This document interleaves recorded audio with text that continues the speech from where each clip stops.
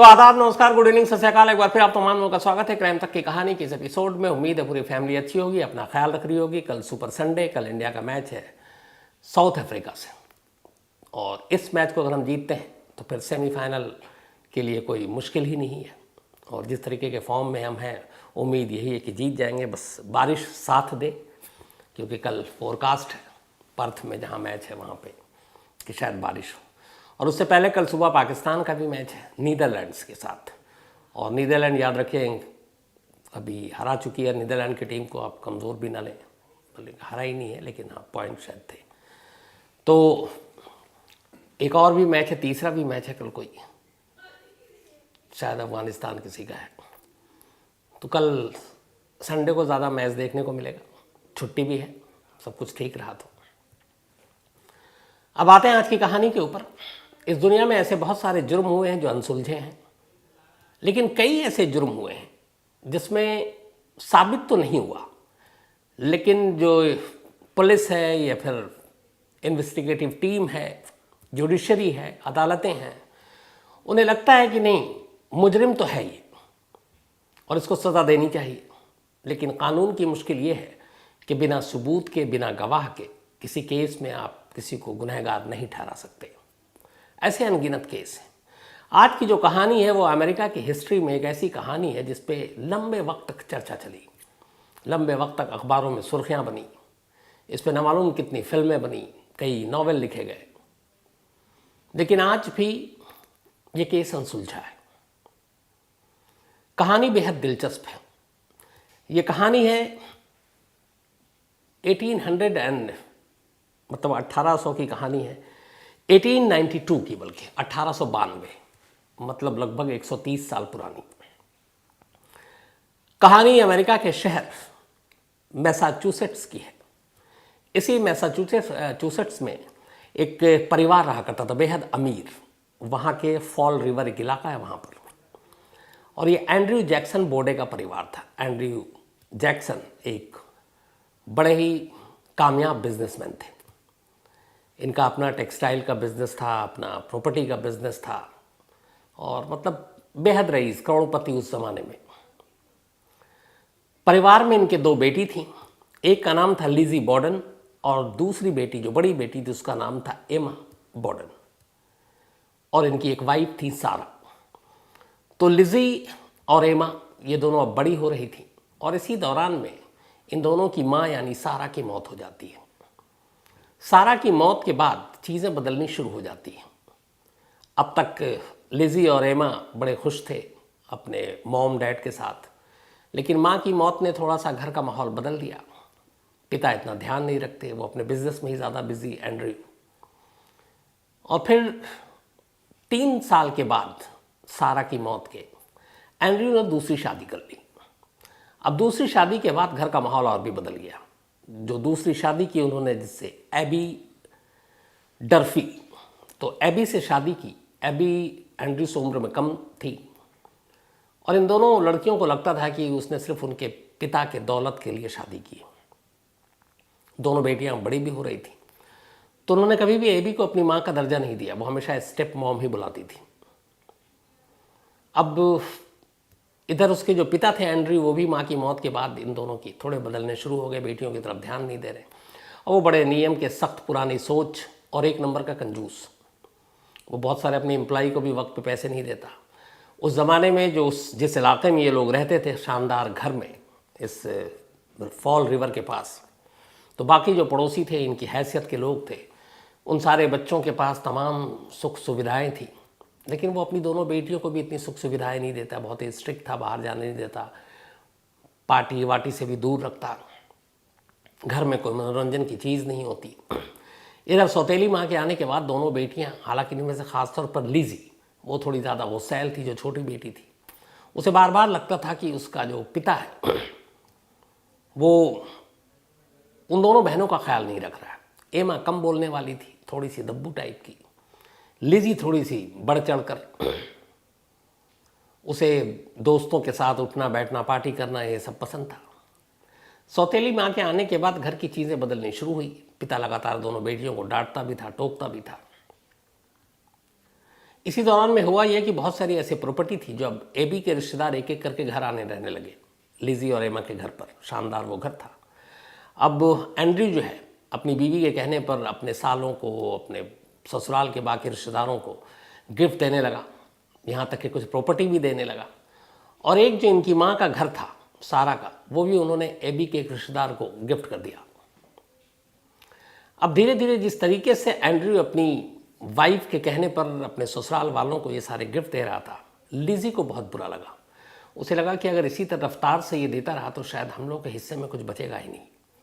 और वो अपनी माँ से और नफरत करने लगी, क्योंकि उसे लगता था कि उसकी माँ ही इन सारी चीज़ों के पीछे है।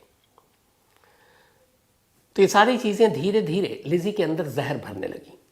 लिजी एमा से भी ये बात करती, लेकिन एमा सीधी सादी थी, वो कहती कोई बात नहीं। अब इधर इन दोनों की उम्र भी करीब 30-32 साल हो चुकी थी 1892 में, क्योंकि लिजी की पैदाइश जो थी वो 1860 में थी, 1860। अब ये 92 आ गया तो लगभग 32 साल की हो गई। लेकिन दोनों बहनों की अभी तक शादी नहीं हुई। और उस ज़माने में, उस दौर में 1890 की हम बात कर रहे हैं, जो कल्चर समाज था उसमें यह था कि इतनी लेट शादी करने को लोग अच्छा नहीं मानते थे। अमूमन 20-25 साल की उम्र में शादियां हो जाती थी। अब ये दोनों 30 पार कर गई, दोनों की शादी नहीं हो रही। दोनों इस बात से भी दुखी थी। पिता कभी ध्यान नहीं देता इस तरफ, हालांकि कई बार पिता ये भी कहता कि शायद लिजी शादी नहीं करना चाहती, लेकिन बड़ी बहन एमा तो करना चाहती थी। लेकिन उन दोनों की शादी भी नहीं हो रही। ये सारी चीज़ें धीरे धीरे लिजी के दिमाग में घर कर गई। और इसी के बाद फिर आती है एक तारीख, 4 अगस्त 1892, 4 अगस्त 1892। इस फॉल रिवर के घर में लिजी, एमा, उसकी सौतेली माँ एबी और बाप एंड्रयू, ये 4 लोग थे। इसके अलावा एक मेड। और इत्तेफाक से एक रात पहले लिजी के सगे मामा, जो उसके सारा का और सगा भाई था, वो आया हुआ था किसी काम से। 4 अगस्त की सुबह होती है। सुबह गार्डन में चाय वाय पीने के बाद, और उस दिन कहते हैं 4 अगस्त 1900 या 1892, 1892 है ये। इस जगह पे फॉल रिवर में बहुत ज़्यादा गर्मी थी, तो वॉक करने के लिए जाया करता था एंड्रयू। उस दिन भी सुबह वॉक करने के लिए गया। उसके बाद वो वापस आया, मामा घर से निकल गया, एमा कहीं और गई थी बाहर, मेड सेकंड फ्लोर पे अपना विंडो साफ कर रही है। इसी दौरान में करीब 11 बजे का वक्त होगा, लिजी के चीखने की आवाज़ आई। लिजी ने मेड को आवाज़ दी शोर मचाते हुए, जल्दी आओ, पापा को किसी ने मार दिया। वो भाग कर आती है, बेडरूम में जाती है। मंजर बहुत ही विभत्स था। बहुत ही बेदर्दी के साथ एंड्रयू को मारा गया था। उसकी आंखों के ऊपर, चेहरे के ऊपर नुकीली चीज़ से वार किया गया था। खून ही खून था चारों तरफ, और जिस्म पर अलग अलग करीब 11 वार थे, और बड़े बुरी तरीके से मारा गया। अब ये देखते ही शोर सुनकर कुछ पड़ोसी भी आ गए। तब तक पुलिस आ गई। अब पुलिस आई और उसके बाद लाश देखी, पुलिस भी हैरान। अब पुलिस ने फिर पूछा कि बाकी लोग घर के कहाँ हैं। तब तक पता चला एमा बाहर है, वो भी थोड़ी देर में आ गई, मेड वहीं। अब ये था कि एबी कहाँ है, सौतेली माँ, तो कुछ पता नहीं। तो उसने कहा कि चेक करो घर में हो शायद कहीं। तो तीसरी मंजिल पे उसी घर के बाकी लोग, घर के नौकर ये जाते हैं, वहाँ जाते हैं तो फिर एक चीख की आवाज़ सुनाई देती है। उस कमरे में एबी की लाश पड़ी थी, और उसकी लाश और भी बुरी हालत में थी। चेहरे पर, सर पर किसी तेज धार हथियार से वार किया गया था। अब एक घर के अंदर 2 लाशें, दोनों पति पत्नी की लाशें, और दोनों को बहुत बुरी तरह से मारा गया। पुलिस ने जब तफ्तीश की तो पता चला घर के अंदर एक मेड, वो अपनी सफाई में लगी हुई, और उस वक्त लिजी थी और कोई था नहीं। घर की जो दरवाजे और बाकी चीज़ें चेक की तो पता चला कि कोई फोर्सफुल एंट्री नहीं थी। दरवाज़ा ना तोड़ा गया, ना कुछ ऐसा था। घर के अंदर से कोई सामान गायब नहीं, न लूटपाट, न चोरी। अब पुलिस ने खैर दोनों लाश को उठाकर पोस्टमार्टम के लिए भेजा। जब पोस्टमार्टम रिपोर्ट आई तो पता चला कि एबी की मौत करीब 9 बजे के आसपास हुई थी, और एंड्रयू की मौत करीब 11 बजे। यानी इन दोनों के मौत के बीच में 2 घंटे का फ़र्क था। अब एक घर के अंदर अगर 2 कत्ल होता है तो बाहर से कोई कातिल आएगा तो एक कत्ल करने के बाद 2 घंटा तब इत्मीनान से बैठेगा नहीं इंतज़ार नहीं करेगा पकड़े जाने के खुद, वो फटाफट अपना काम करेगा और भागेगा। लेकिन यहाँ पोस्टमार्टम रिपोर्ट ने और उलझन पैदा कर दी कि एक ही घर के अंदर 2 कत्ल, लेकिन दोनों कत्ल के बीच में 2 घंटे का फासला। अब पुलिस को यह था कि यह काम किसी घर के अंदरूनी शख्स नहीं किया है। पुलिस ने तफ्तीश की, मेड की सारी चीज़ें सब कुछ ठीक निकली बयान। एमा भी बाहर थी, उसका कोई मतलब नहीं था, उसके जो मामा हैं वो भी निकल चुके थे। अब बची लीजी। अब लीजी से जब पुलिस ने पूछताछ की तो लीजी शुरुआत से ही अपने ही बयान को बार बार खारिज कर रही है। कभी कहती कि जब वो कत्ल हुआ तो घर के बाहर चली गई थी, कभी कहती कि जब वो कत्ल हुआ तो वो अपने फिशिंग के सामान, क्योंकि नेक्स्ट वीक उसे फिशिंग के लिए जाना था, वो ढूंढ रही थी बेसमेंट में। कभी कहती कि वो 2nd फ्लोर पे थी, कभी कहती कि गार्डन में थी। फिर उसने ये भी कहा कि जब उसके फादर आए तो वो थके हुए थे वॉक करके, तब हमने उनका जो बूट पहनकर वो वॉक करते थे निकाल कर हमने स्लीपर पहनाया। लेकिन क्राइम सीन के उस वक्त जब पुलिस और फॉरेंसिक टीम ने जो फोटोग्राफ्स लिए, उसमें पैर में एंड्रयू के बूट ही था, स्लीपर नहीं था। तो अब लीजी झूठ बोल रही कि उसने चप्पल पहना है। सबसे ज़्यादा जो पुलिस ने गौर किया वो ये कि लीजी को कहीं भी कोई अफसोस या सदमा नहीं है कि उसके पिता की मौत हो गई। चलो, सौतेली माँ से वो प्यार नहीं करती थी, लेकिन बाप तो असली था। लेकिन उसे कुछ एहसास नहीं। उधर एमा की हालत ख़राब रो रो कर।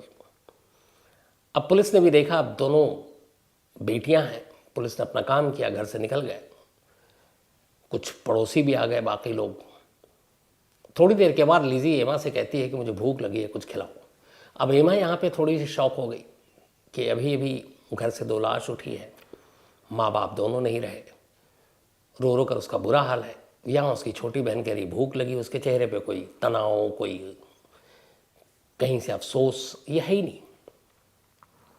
उसे बड़ा अजीब बिहेवियर लगा उसका। खैर, फिर भी उसे लगा कि शायद ये ऐसे ही है। अब पुलिस इधर तफ्तीश कर रही है। 4 अगस्त का ये मामला था। धीरे धीरे 4 अगस्त के बाद 5। अब जिसने भी ये खबर सुनी, सभी एक रईस आदमी का कत्ल हुआ था। अब पुलिस अपनी पूरी इन्वेस्टिगेशन कर ली, कहीं से कोई क्लू, कोई सबूत नहीं मिल रहा है। लेकिन इस दौरान में लिजी के बिहेवियर और बर्ताव पर पुलिस की नज़र बारीकी से थी, क्योंकि वो सस्पेक्ट नंबर 1 थी। अपने बयानों को लेकर, उस घर में इकलौती थी, वो उसके झूठ को लेकर। फिर जब पुलिस ने पता किया तो उसका ये था कि वो बहुत ही गुस्सैल भी है और माँ बाप से उसे बिल्कुल प्यार नहीं था, अपनी असली माँ की मौत के बाद से ही। बल्कि उसे अपने बाप से शिकायत थी। एमा के बारे में ये था कि एमा बिल्कुल कूल है। उसे अपने हालांकि पिता के गुजरने की बड़ी उसको सदमा लगा उसे।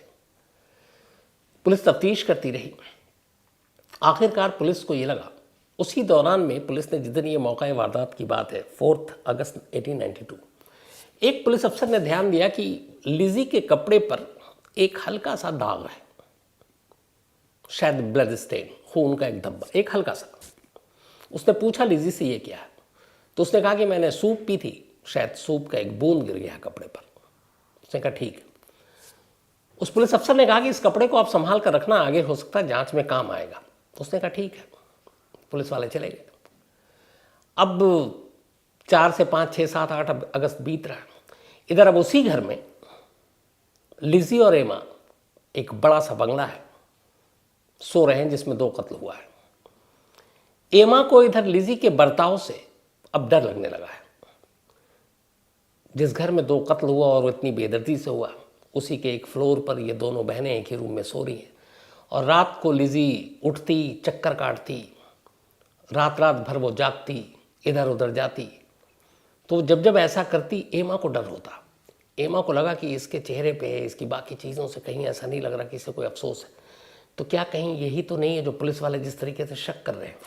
क्योंकि जो पूछताछ हो रही है एमा से बिल्कुल डिफरेंट हो रही है और लीजी से अलग हो रही है। लीजी से जो पूछताछ हो रही है वो ये मानकर हो रही है कि कत्ल उसी ने किया है, और एमा से बाकी उसी के बर्ताव के, घर के माहौल के बारे में बातचीत हो रही है।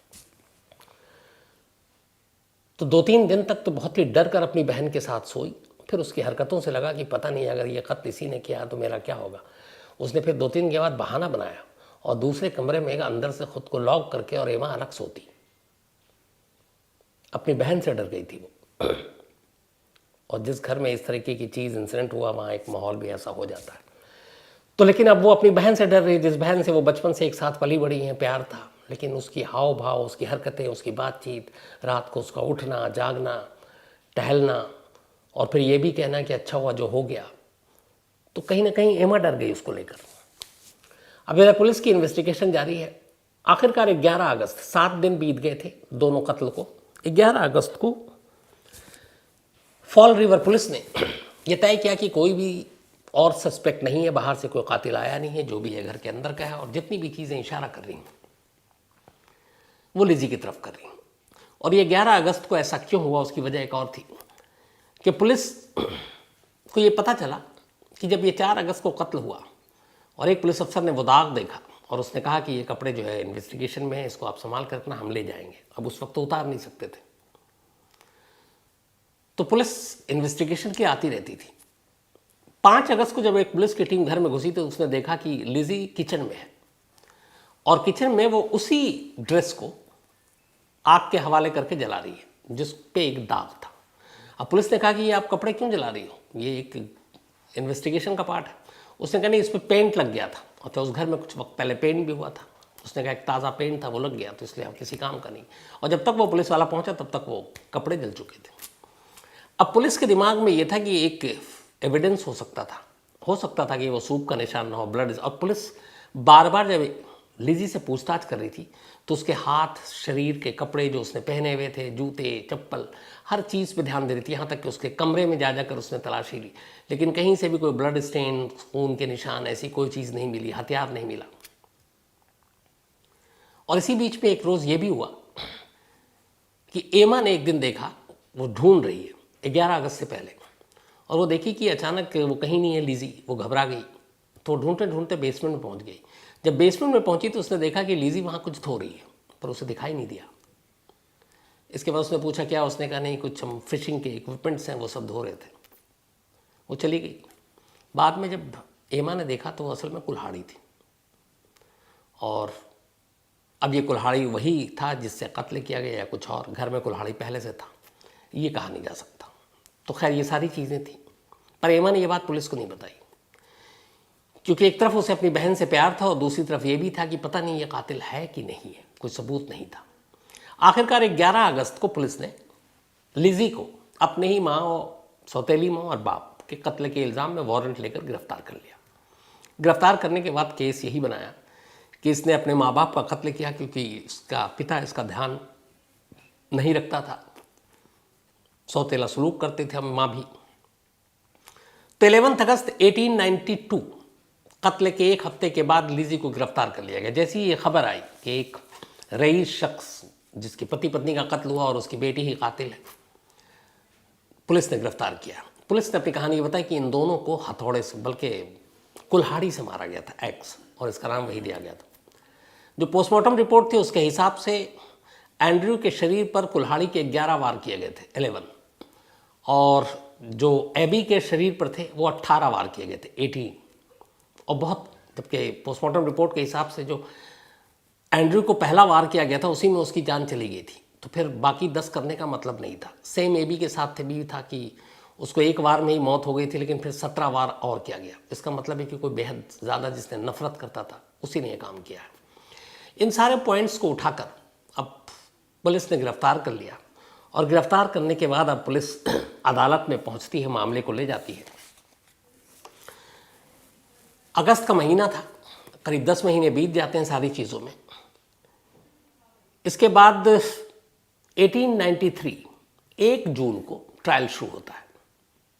इस ट्रायल पे पूरे अमेरिका की नज़र थी कि क्या होगा, क्या एक बेटी अपने माँ और बाप की कातिल निकलेगी, सेम वैसे ही जैसे यहाँ पे आरुषि को लेकर उस वक्त था कि क्या एक माँ बाप अपनी बेटी का कातिल निकलेगा। यहाँ पे उल्टा था कि एक बेटी ने अपने माँ बाप को मार सकती है। ये वो सवाल थे जिसने इसको जिंदा किया हुआ था, और तमाम मीडिया में, ये सुर्खियों में। तब 1 जून को जब ये ट्रायल शुरू हुआ तो इसकी पूरी रिपोर्टिंग होने लगी, तमाम चीज़ें रखी गई सामने ज्यूरी के, और जो पूरे ज्यूरी मेंबर थे। करीब 19 दिन तक ये ट्रायल चला।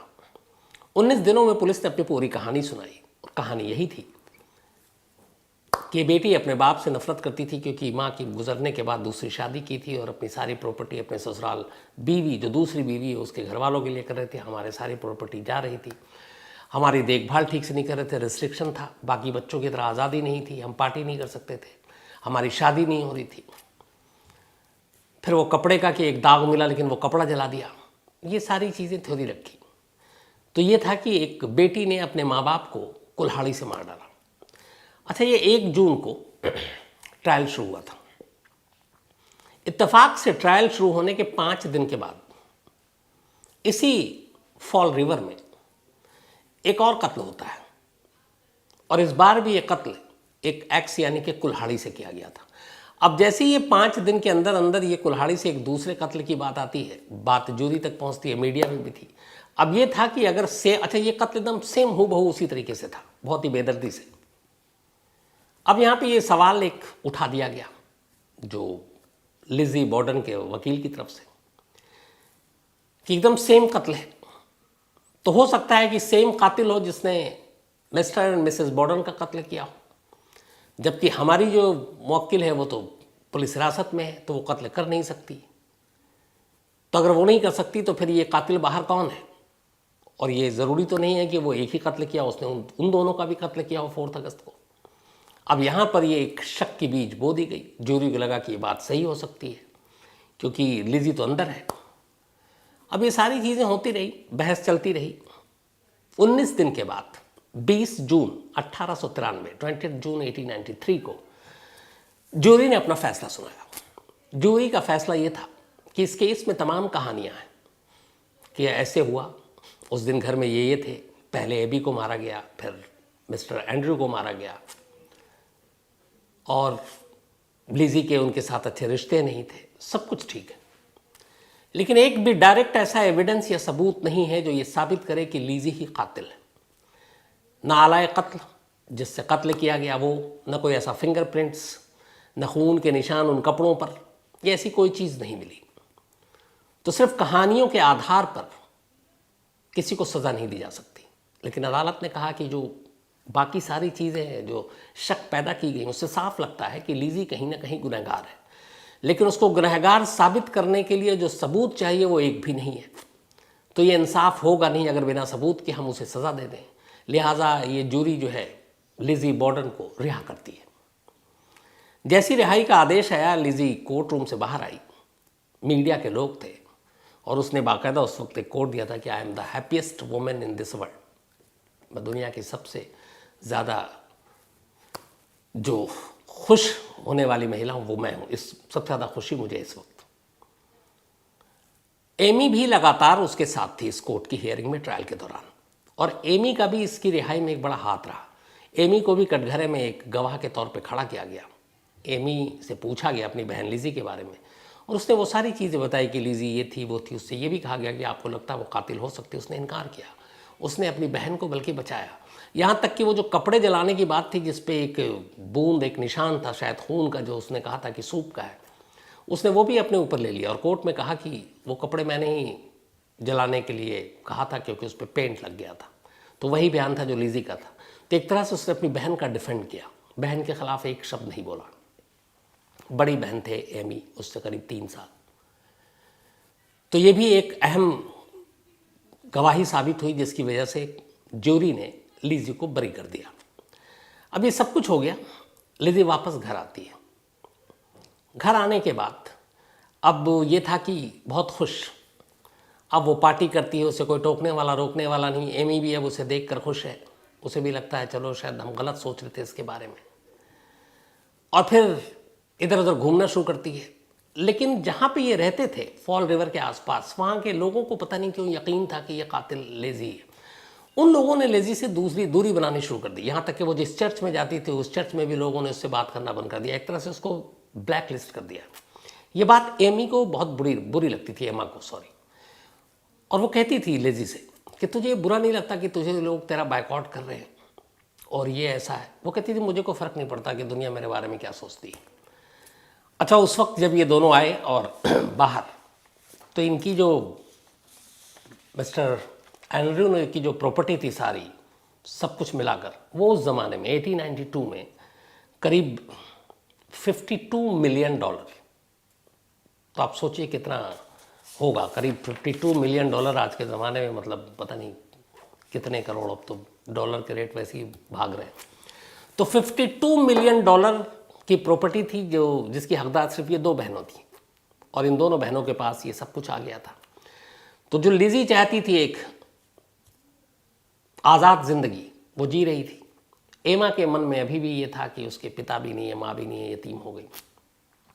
लेकिन उसने देखा कि लिज़ी को कोई फ़र्क नहीं पड़ रहा है, दुनिया बैकआउट कर रही है, दोस्त उसके हैं नहीं, सब दूरी बनाए हुए हैं, सब उससे डर रहे हैं। तो इसके बाद फिर उसने कुछ लड़ाई झगड़ा भी हुई। एक रोज़ क्या हुआ कि एक बाहर में इसी बैकआउट के लेकर एमा लड़ पड़ी दूसरों से कि तुम मेरी बहन के साथ ऐसा क्यों करते हो। अदालत ने भी उसे छोड़ रखा, बरी कर दिया, कोई सबूत नहीं कि वो कातिल है। तो अपनी बहन के लिए लड़ रही थी।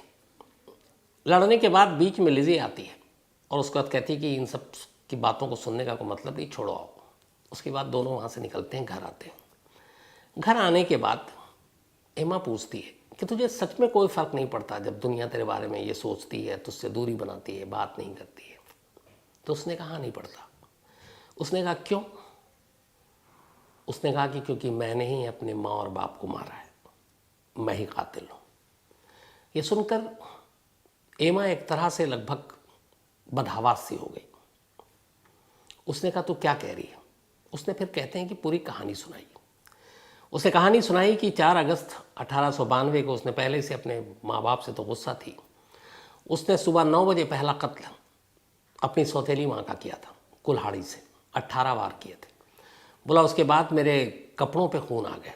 फिर मैं गई, मैंने कुल्हाड़ी धोया बेसमेंट में जाकर, मैंने अपने वो खून से सने कपड़े धोए और फिर उसके बाद अचानक मुझे आवाज़ आई कि डैड आ चुके हैं, यानी मिस्टर एंड्रयू। अब माँ जो थी वो 3rd फ्लोर पे थी, मिस्टर एंड्रयू 1st फ्लोर पे थे, ये बेसमेंट में थी। जब इसे आवाज़ आई कि डैड आ चुके हैं और उसे पता था कि घर में इस वक्त कोई और है नहीं, तो इसने कहा कि मैंने वो पहले कत्ल के बाद खून से सने कपड़े धोए, कुल्हाड़ी धोई। कपड़े उतारने के बाद मैंने कोई कपड़े नहीं पहने क्योंकि अभी मुझे दूसरा कत्ल करना था। और इसके बाद कहती कि मैं नंगे बदन कुल्हाड़ी हाथ में लेकर एंड्रयू के कमरे में दाखिल हुई।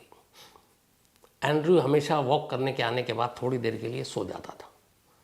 उसके बाद वो उसी हालत में कमरे में पहुंची और पहला वार कुल्हाड़ी से उसके सर पे मारा।